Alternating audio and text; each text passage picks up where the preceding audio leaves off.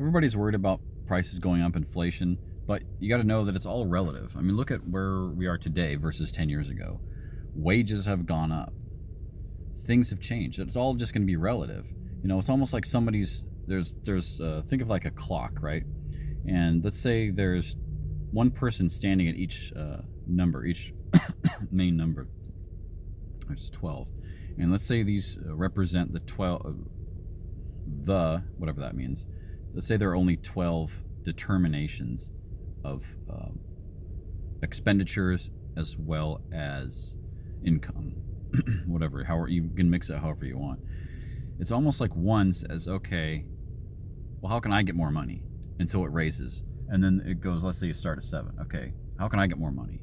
And then they figure out a way, and then they raise their prices so they can get more money. 8 goes, well, now it's costing me. Well, how do I get more money? It's almost like it goes around. And every once in a while, everything just seems to just change and go up. It doesn't just go up. Everything goes up one bit at a time, but it's all relative. So stop worrying, and picture your life in 20 years, and not in a negative way. I'm tempted to talk about the fact that you have more control than you think you do, but there's always somebody out there. There's always a you could say a doomsday promoter that has they don't intend to, but they have the effect of hopelessness. What that really is that's their need crying out. So if somebody is putting hopelessness on you, that means they have hopelessness. They need hope, right? Whatever it is they're putting on you, that's the thing they need to be able to focus, really. And so people have more control than they think they do. Scenario played out where somebody's examined their life, and from an entitled American standpoint,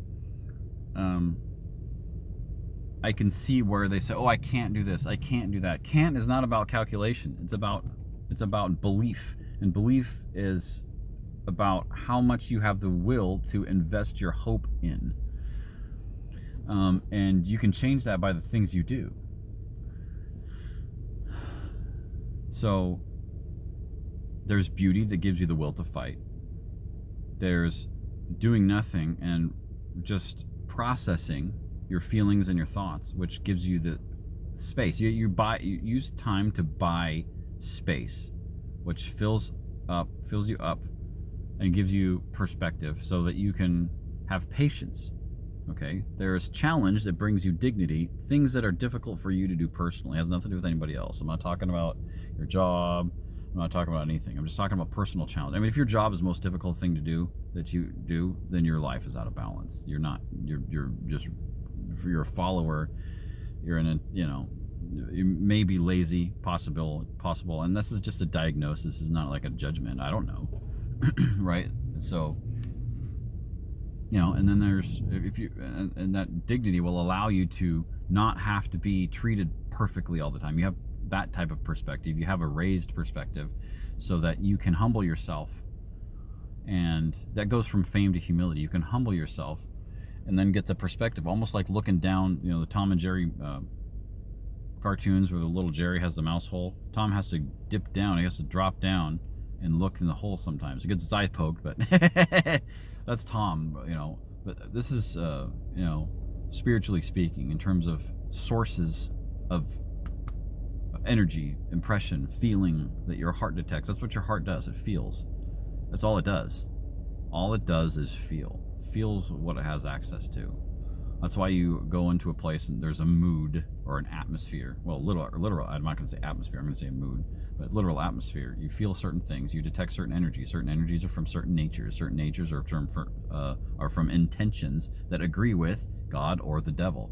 And so, if you understand the natures of things, you'll understand what you can trust, what you want, your priorities, your abilities to both be willing to accept it or tolerate it or reject it. Your yes and no depends on your ability. That's just a fact. It all switches. Don't let anybody tell you that you have to do something because of their own reasoning or what their expectation is. Their expectation is not your requirement, okay? your requirement is supposed to manage their expectations. Okay, so that's so anyway, looking down in the mouse hole is like discernment.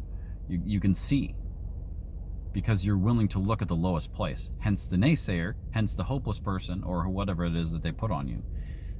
And that's world noise. That's they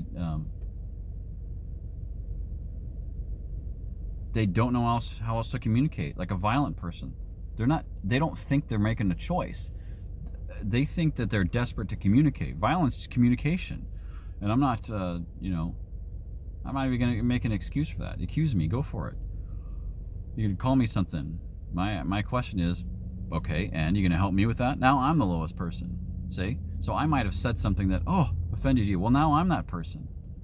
But because I have perspective, I know how to handle it to a certain extent. I know the perspective I have to not get washed away by some, burning interrogation light or whatever. Okay. And, and the last one is just the wisdom to be able to handle it once you can discern. I mean, if you're full, you have the option to deal with it. A lot of the times, in the discernment place and looking through the hole, a lot of the times things are solved by just letting people vent. It's one of the reasons why, I don't know what of a reason, but it's one of the effects of going to like a comedy club or something like that, or watching, it's comedy. It makes you laugh. You vibrate, and it feels good. It's movement without travel, without having to distance, without having to go face something. You're being served. You're filling up. We love the people that tell us jokes. We love it because we can relate, and we feel, it said, people don't care what you know until they know that you care. Well, that's wrong. There's this African guy that came out on YouTube. No references because I don't remember. I'm subscribed to him, so it's possible I might share that at some point. But he said people don't. That statement is wrong. People don't. Let me say it how he said it. People don't care what you know until they know that you understand, and they don't know based on convincing. That's insulting to try to convince someone, and under any circumstances. Okay? If you don't have discernment, then you don't have humility. If you don't have humility, that means you have pride, and you don't care, according to them. It doesn't matter. You can try to convince them you care. That's insulting. So that has that automatic effect. You can see that. Okay. And then there's wisdom on what to do. But what you do is actually for yourself. Yea,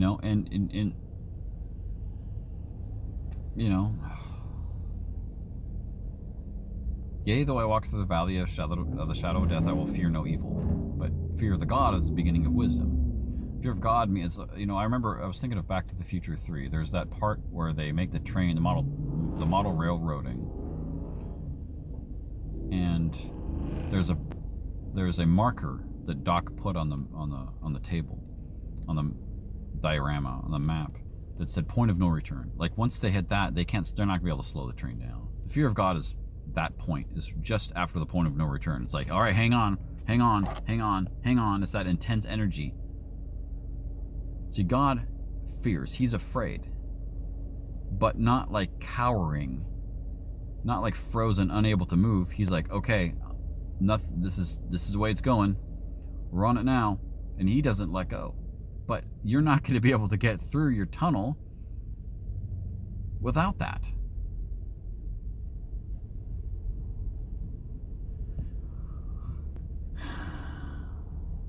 I could go on, to be honest, but yeah, the unmet need of the lowest person, the one, as in lead the 99, go after, for the one. The lowest need, unmet, turns into society's biggest festering, I don't know, mass of pussy. It's just a mess, and it stinks, right? So a spiritual smell is whatever's in the atmosphere. It's that energy. It's that unpleasantness. All right, I'm done for now.